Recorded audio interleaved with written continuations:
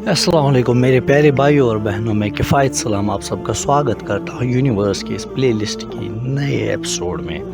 جیسے کہ آپ سب لوگ جانتے ہیں، پچھلی 4 ویڈیوز میں ہم جانتے رہے ہیں کہ زمین کی شروعات کیسے ہوئی، ہماری یونیورس کی شروعات کیسے ہوئی۔ تو اس ویڈیو میں ہم جاننے والے ہیں کہ زمین پر زندگی کی شروعات کیسے ہوئی۔ زندگی کو جاننے کے لیے ہمیں 380 کروڑ سال پیچھے چلنا ہوگا۔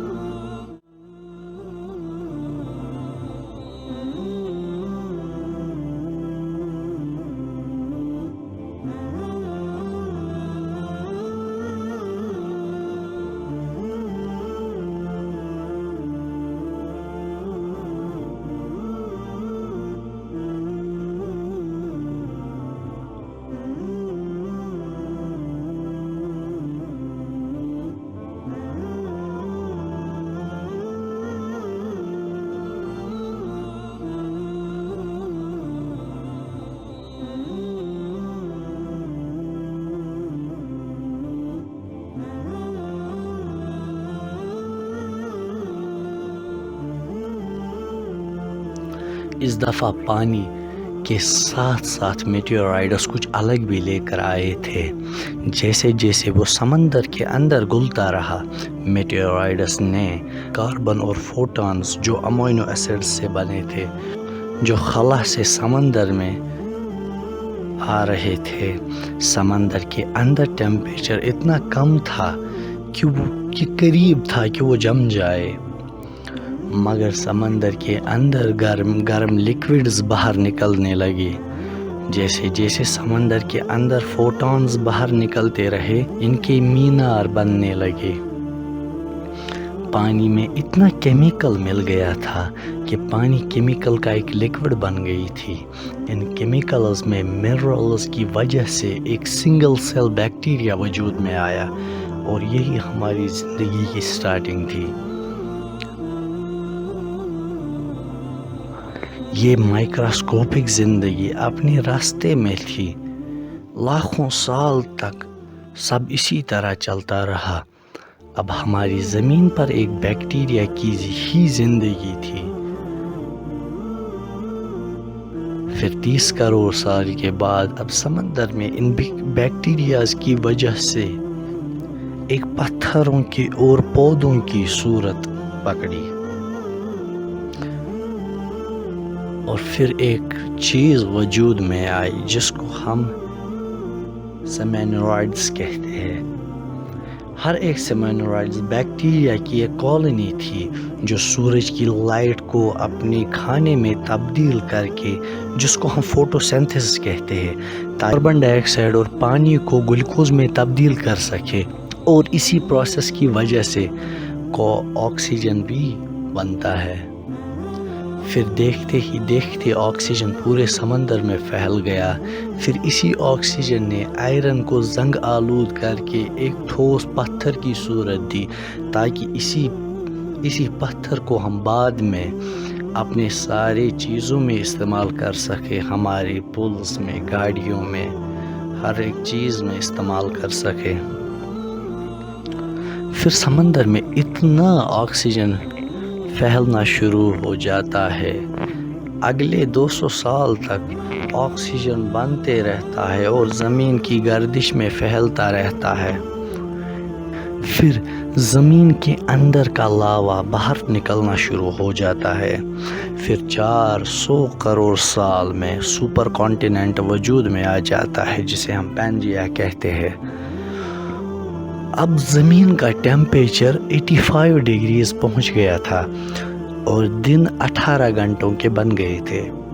اب زمین بہت ٹکڑوں میں تبدیل ہو گئی تھی۔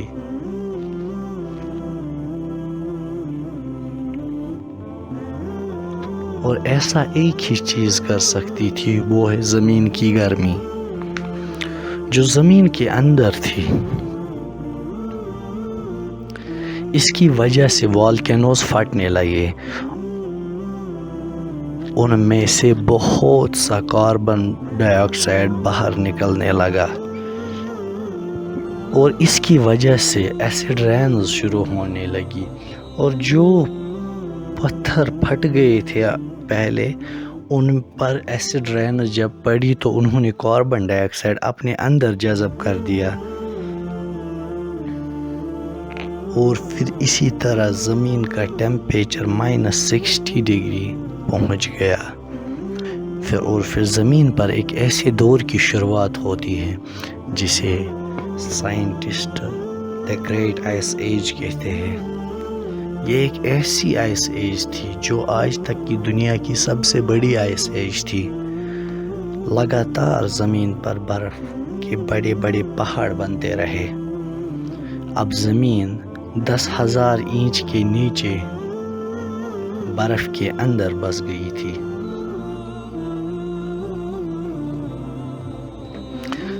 زمین کی شروعات ایک آگ کے گولے سے ہوئی اور اب یہ ایک برف کا گولا بن گئی تھی۔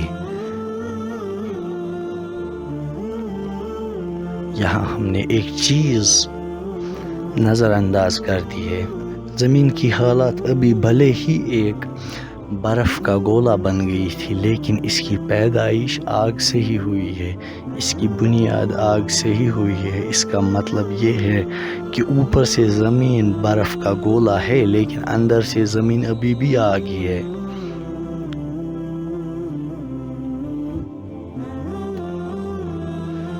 اور اب زمین میں پھر سے والکینوز پھٹنا شروع ہونے لگے، پھر زمین میں ہزاروں ٹن کاربن ڈائی آکسائڈ خارج ہونے لگا۔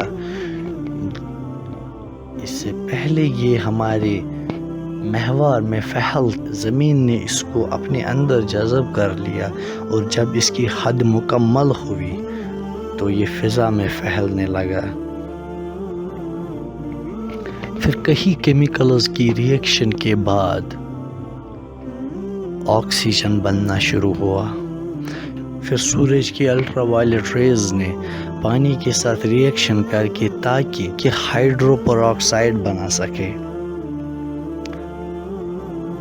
جب برف پگھلنا شروع ہوئی تو ہائیڈرو پر آکسائڈ بھی ٹوٹنا شروع ہوا، اور اس کی وجہ سے آکسیجن اور زیادہ مقدار میں خارج ہونے لگا، اور اب زمین پر دیکھتے ہی دیکھتے 22 آورز کا ایک دن بن گیا تھا۔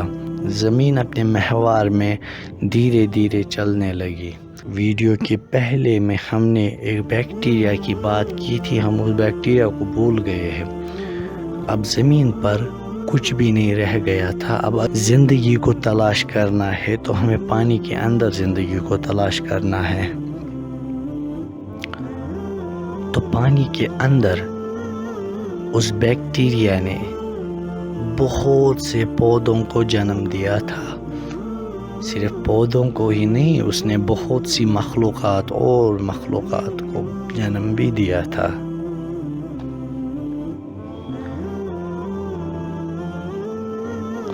اب زمین کے اندر ہزاروں کی تعداد میں مخلوقات موجود تھی، اور اس طرح زمین پر زندگی کا آغاز پانی سے ہوا۔ لیکن میرے پیارے بھائیوں اور بہنوں، اس زمین کی زندگی کا آغاز پانی سے ہوا۔ زمین کی پیدائش کا سلسلہ تو ہم اگلے والے ایپیسوڈ میں اور جانیں گے، لیکن یہاں پر غور کرنے والی ایک بات ہے کہ میٹیورائڈز میں ایسی کیا چیز آ گئی تھی پانی کے ساتھ ساتھ جس نے زمین کے اندر ایک بیکٹیریا کی زندگی کو وجود بخشا۔ اس بات کا جواب آج بھی سائنسدان دینے سے قاصر ہے۔ تو اس بات کا جواب ہماری قرآن پاک میں آج سے 1400 سال پہلے اللہ تعالیٰ کچھ یوں فرماتا ہے، کیا کافر لوگوں نے یہ نہیں دیکھا کہ آسمان اور زمین ملے جلے تھے، پھر ہم نے ان کو جدا کیا، اور ہر زندہ چیز کو ہم نے پانی سے پیدا کیا، کیا یہ لوگ پھر بھی ایمان نہیں لاتے؟ There were so many books that a lot of books fell off the shelf. And one of the books that fell off the shelf was the Quran. And when I picked it up, my hand was on a page with Surah 22, Ayat 46. And it says, it's not the eyes that are blind, but the hearts.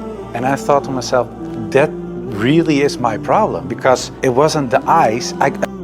تو آج کی video میں بس اتنا ہی. اگر video اچھی لگی تو ویڈیو کو لائک اور شیئر کیجیے، اور اگر ابھی تک میری چینل کو سبسکرائب نہیں کیا ہے تو جلدی سے جا کر سبسکرائب کیجیے اور بیل آئیکن کو بھی دبائیے تاکہ لیٹسٹ ویڈیوز کی نوٹیفیکیشن آپ کو سب سے پہلے پہنچتی رہے. تو میں کفایت سلام آپ سب سے اجازت لیتا ہوں. ملتے ہیں نیکسٹ ویڈیو میں، تب تک کے لیے خدا حافظ. Keep learning, keep growing.